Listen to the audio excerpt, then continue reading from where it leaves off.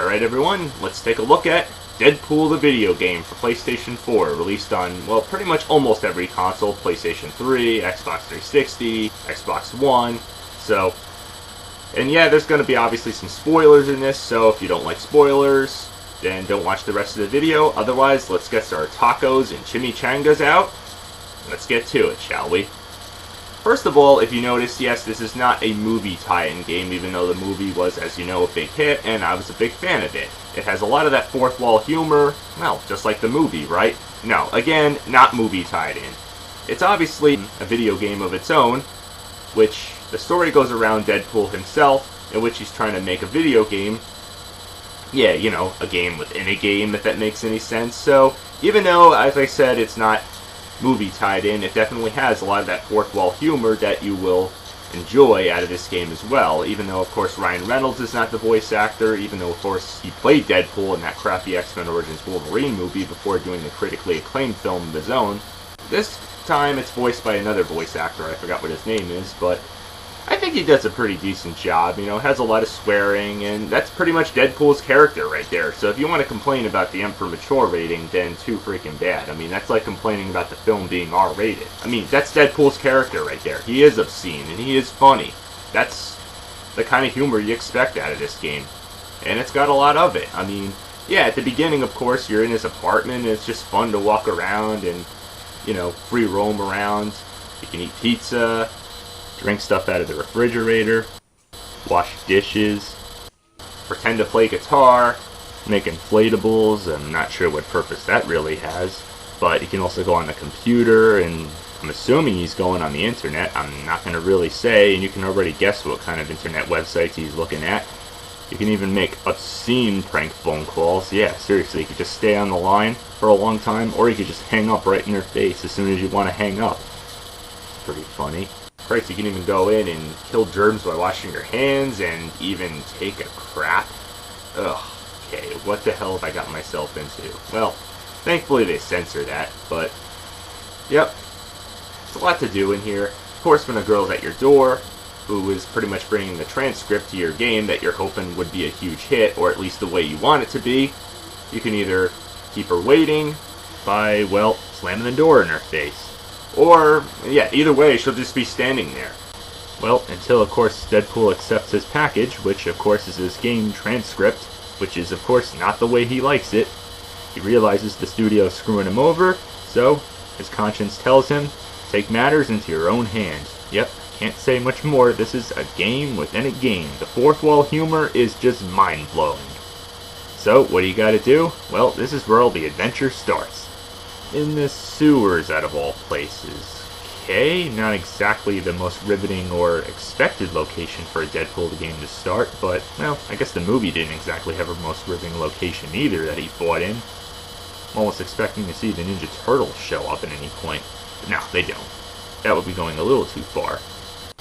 Not to mention, most importantly, you get upgrades by collecting these Deadpool tokens that are laying around pretty much every place in every level of this game. Yep, this is your currency right here. It'd be pretty foolish to, of course, leave these things laying around, so try to collect as many as possible. But yep, we're in the office building.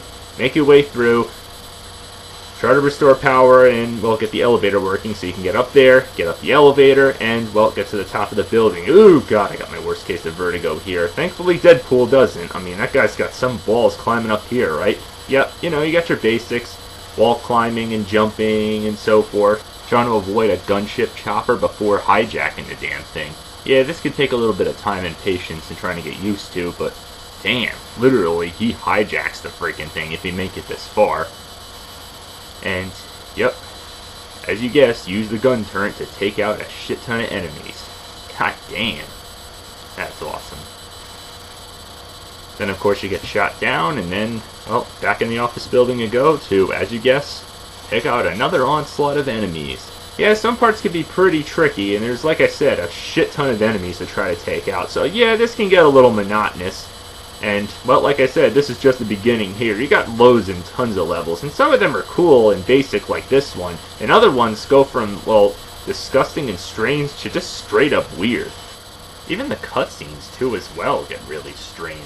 I realize I know Deadpool's character is like that, you know, with the raunchy and well, disgusting and occasionally strange humor, but damn, this game goes above and beyond. But I will say it's pretty amusing for the most part. I mean, hell, like I said, there's even fourth wall humor in this game. I mean, you want fourth wall humor? Yeah, here you go, right here, where he looks and talks at the camera, just like in the movie. Yeah, hell, there's even a scene where you play as the cameraman and he tells you, follow him. Literally, look at that. I mean, it can't get any more amusing than that. So, yeah, obviously you got a glimpse of most of the game, or at least bits and pieces of it and all the strange parts.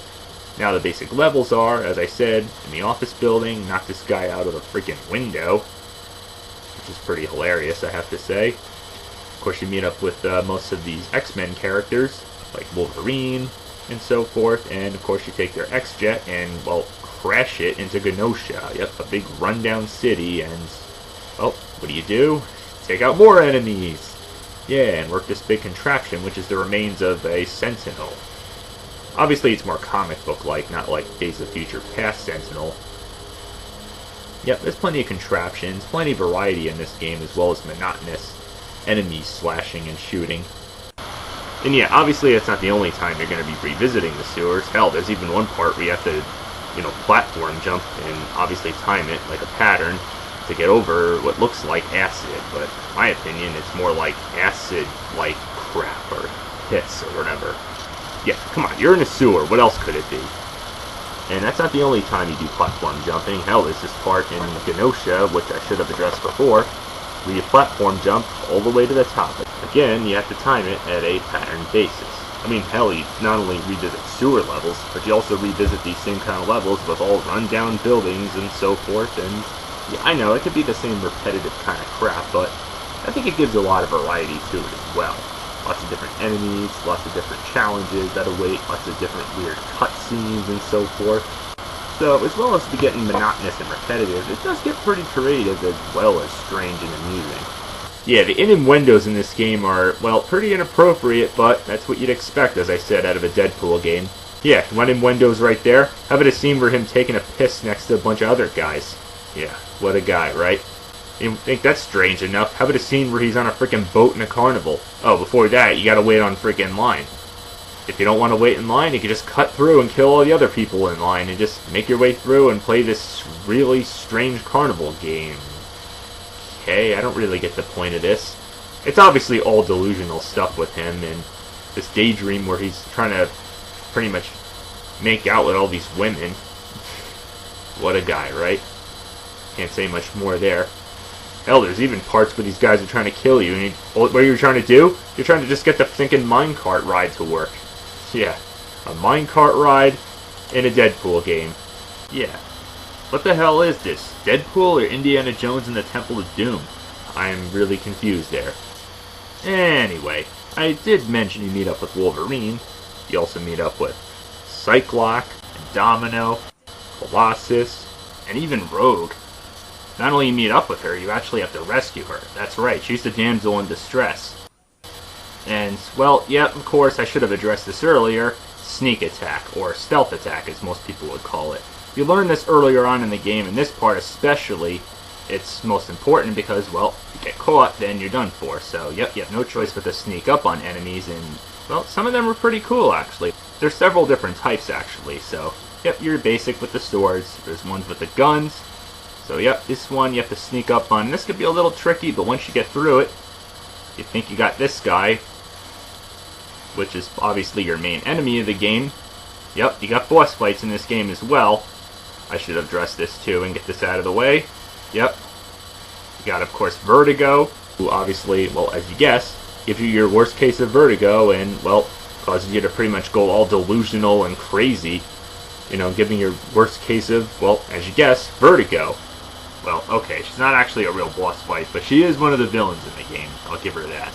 But there are villains that you do actually fight, like Arclight, as well as, of course, Blockbuster. Pretty much you think is behind the whole plot to screw you over, but, well, the whole time it was none other than Sinister.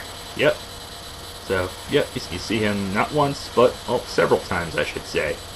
And as I mentioned before, I might as well address it here, the teleportability. This is where it really comes in handy, getting to higher platforms that you can't reach with even a double jump. Yep, that's right. Use this teleport move. You get, of course, the on-screen button guide that tells you which button to press. You press it, and there you go. But, of course, it has to come up on the higher platform, and you can just simply teleport to the higher platform. Isn't that cool, right? Yep, so you can, obviously, it starts here, and you can use it anywhere later on in the game where it tells you, of course, with, of course, the on-screen button guide. And, of course, as I should also mention, you can also use it when you're about to fall to your death. Slows down a little bit, and you press circle, and there you go. You're back up and out of danger. Yep, no falling to your death there. Unless you don't press it in time, then you fall to your death, obviously. And anyway, getting back to Rogue, not only do you rescue her, spoiler alert here, but she absorbs your power, and what the hell? Your head is on her body, and you're playing as her. Oh, wait, it's just his mask. Okay. And then, what the hell? You get blown up, and oh my god. You're hanging by your torso. Your upper torso part of your own self is hanging with your guts upside down from the ceiling. What do you gotta do? Use your guts that you're dangling from and pull yourself up like a rope.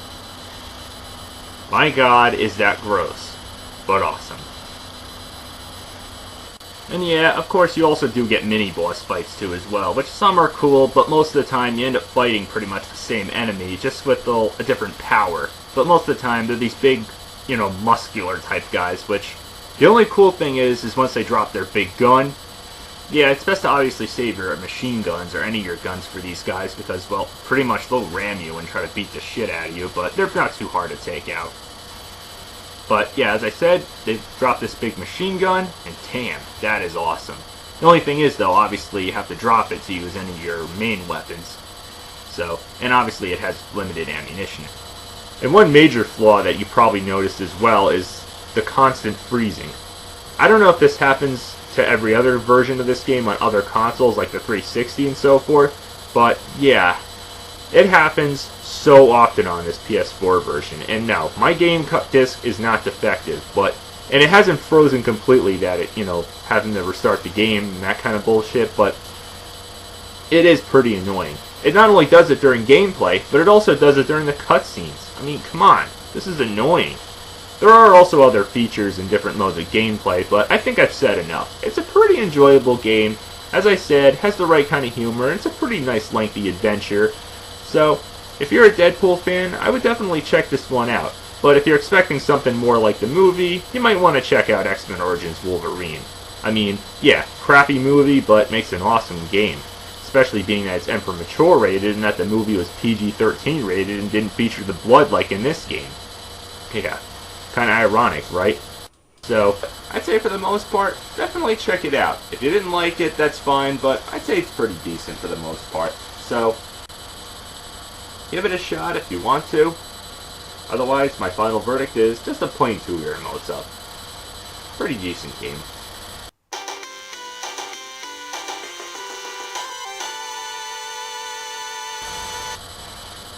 So, until next time, happy gaming.